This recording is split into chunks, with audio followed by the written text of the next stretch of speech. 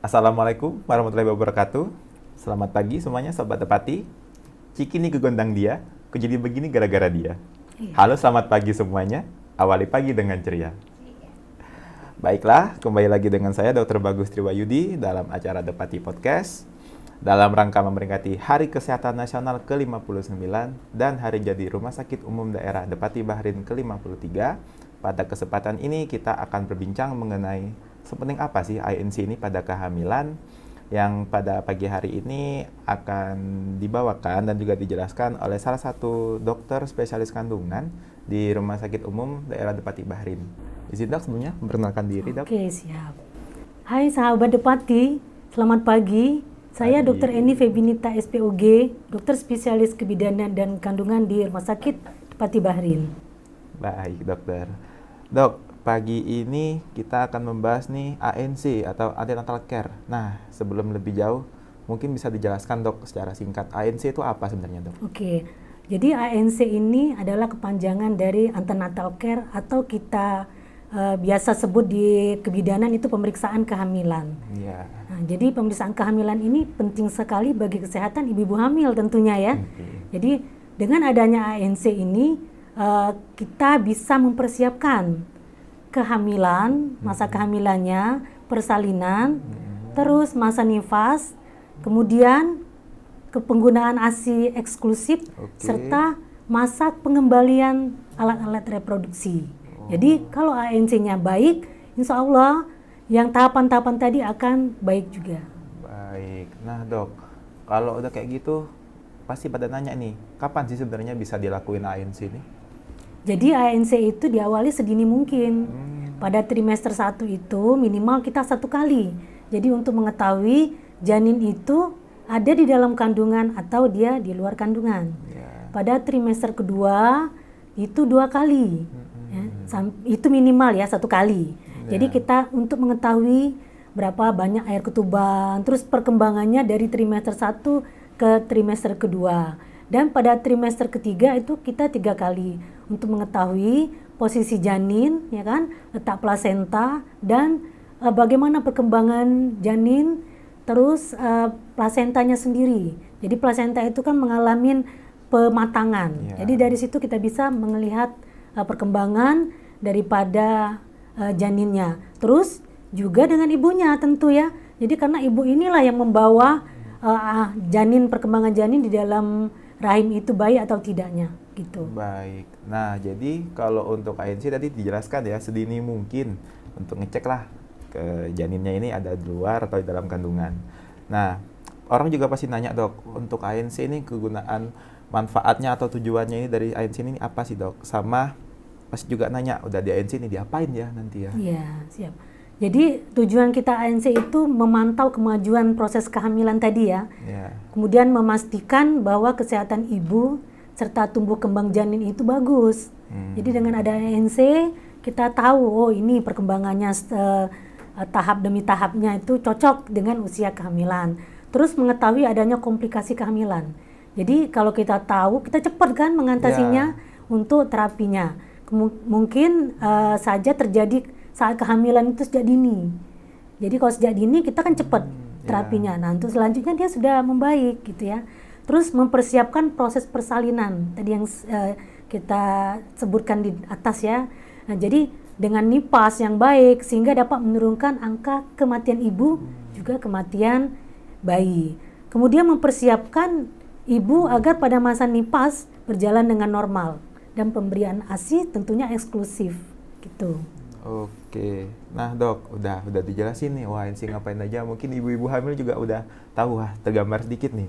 Nah, tinggal udah tahu mau diapain, bisa dilakuin di mana dok sekarang lokasinya? Nah, jadi untuk ANC kita bisa melakukan di puskesmas, Ya. ya kan, di klinik-klinik, terus di rumah sakit tentunya. Jadi seperti di rumah sakit kita, Depati Bahrin telah menyiapkan juga alat diagnostik ya, yaitu USG. Jadi kita memantau misalnya seperti saya katakan tadi, trimester 1 untuk menentukan janin di dalam atau di luar rahim. Itu tidak bisa dengan meraba-raba saja. Kita perlu bantuan alat diagnostik seperti ultrasonografi gitu ya.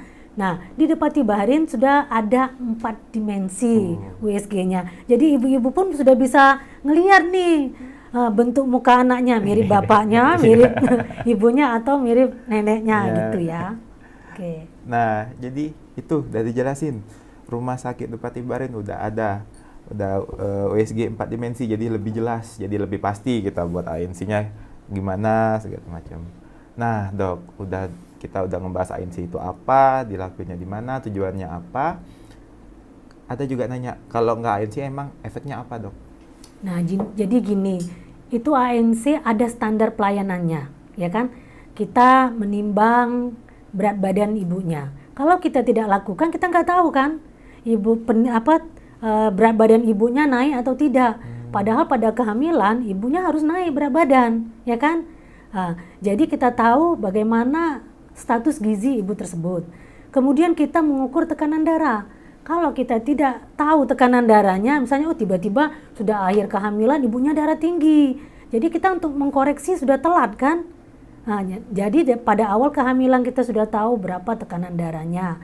Untuk koreksi kita lebih cepat, ya kan? Terus lagi mengukur tinggi fundus uteri. Nah, di sini kita melihat perkembangan dari janinnya, ya kan?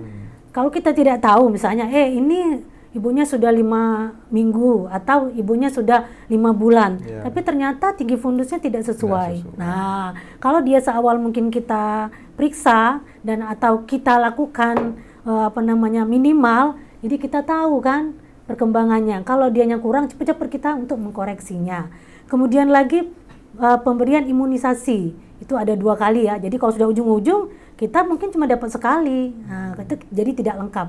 Selanjutnya kita memberikan zat besi. Zat besi itu diberikan selama 90 hari. Kalau kita sudah pada akhir mau partes, mau persalinan, berarti kita sudah tinggalan kan untuk mengkoreksi status gizi ibu hamil tersebut. Kemudian tes terhadap penyakit menular seksual, ini sangat penting sekali. Jadi kalau kita tahu misalnya pasiennya terkena hepatitis B, kena HIV dan infeksi lainnya, untuk tindakannya kita ada khusus.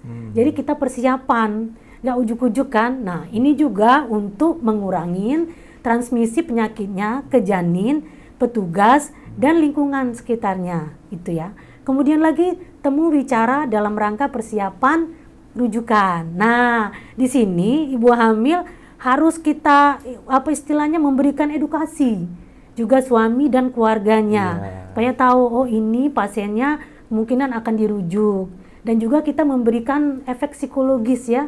Jadi mereka tidak ketakutan gitu. Padahal ini sudah hal yang wajar dalam persalinan, tetap ada yang normal dan ada yang tidak normal gitu, Dokter Bagus. Baik, bagus sekali materi pada pagi hari ini tentang ANC, sudah dijelaskan lengkap dengan Dokter Eni. Baik Dok, udah dari panjang lebar, mungkin bisa disimpulin nggak Dok, ada suatu kata kunci nggak buat ANC ini dari seluruh yang kita bahas nih, apa biar mungkin sahabat Depati bisa tertarik lah, misal tergerak lah untuk ANC. Oh iya, jadi ANC ini kalau kita di kebidanan itu sebenarnya wajib ya. Nah, dia ada minimal pemeriksaan. Jadi pemeriksaannya itu sebanyak 6 kali, ya kan? Nah, tapi kalau kita untuk tahu progresnya kita lakukan setiap bulan agar koreksi yang akan kita lakukan itu cepat kita lakukan tindakan. Misalnya saja dia darah tinggi, pernah mungkin dengar preeklamsi gitu ya. Jadi preeklamsi itu sebenarnya kita bisa cegah dan bisa juga kita obatin. Kalau di awal kita ketemu, kita bisa untuk langsung pengobatan. Selesai nih, misalnya dia 5 bulan ketemu kita obatin konservatif, selesai bulan depan dia sudah normal kembali. Jadi pasiennya akan melahirkan dengan normal, ya misalnya. Nah, kalau dia tidak diperiksa gimana? Jadi kata kuncinya apa?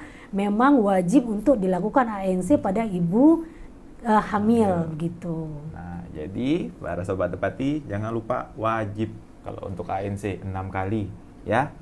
Mungkin terima kasih Dok sebelumnya Dok ya, udah sempat membagikan ilmu, udah sempat datang pada pagi hari ini.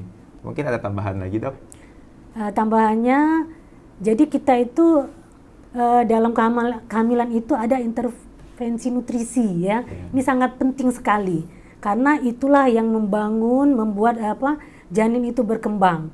Jadi fungsi nutrisi. Nah, nutrisi ini harus seimbang. Jangan ibunya naik berat badan tapi anaknya tidak. Nah, itu banyak kejadian karena nutrisinya yang tidak lengkap ya. Jadi nutrisi harus lengkap. Yang kemudian penilaian kondisi ibu dan janin itu ya harus paripurna ya kan. Jadi kita bukan saja dia datang tapi kita diperiksa ibunya dari atas kepala sampai kaki, ya kan? Janinnya juga kita periksa kesejahteraan janinnya dengan pemeriksaan tadi USG 4 dimensi yang sudah disiapkan oleh Rumah Sakit Depati Bahrin ya. Terus tadi dengan pemeriksaan tersebut kita akan mendapat pencegahan yang lebih awal gitu ya. Terus lagi intervensi untuk psikologis secara umum. Jadi ibu itu merasakan bahwa kenikmatan di dalam menjalankan hari-harinya mengandung selama 9 bulan 10 hari itu. Baik, terima kasih dokter sebelumnya atas waktunya pagi hari ini yang sudah sempat memberikan materi mengenai ANC. Mungkin dokter ada tambahan lagi dok? Bagaimana untuk tutup? Kita tutup dengan ini aja ya, pantun kali ya. Lari pagi di Koramil. Mantap. Jangan lupa minum vitamin C. Cakep. Ayo semua ibu hamil periksa kehamilan, janin ibu sehat dengan ANC. Luar biasa. Nah, saya juga nggak mau kalah dok. Saya juga ada pantun dok. Bangun tidur di pagi hari, menyapu rumah hingga bersih. Kami pamit undur diri. Cukup sekian dan terima kasih. Wassalamualaikum warahmatullahi wabarakatuh dan selamat pagi. Terima kasih dokter.